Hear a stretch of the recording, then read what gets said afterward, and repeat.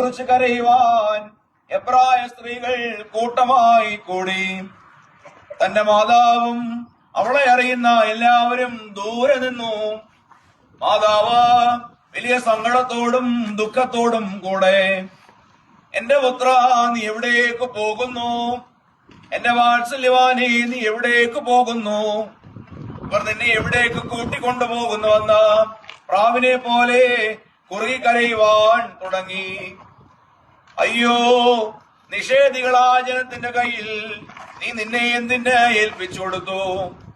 എന്റെ പുത്ര, എനിക്ക് കഷ്ടം. എന്റെ വാത്സല്യവാനേ, എനിക്ക് കഷ്ടം. ഇന്ന് നിനക്ക് എന്ത് സംഭവിച്ചു? ഞങ്ങൾക്ക് വേണ്ടിയുണ്ടായതിന്റെ കഷ്ടാനുഭവവും ഞങ്ങളെ പ്രതിയുള്ള നിന്റെ താഴാത്മയും വാഴ്ത്തപ്പെട്ടതാകുന്നു. സ്ലേവാ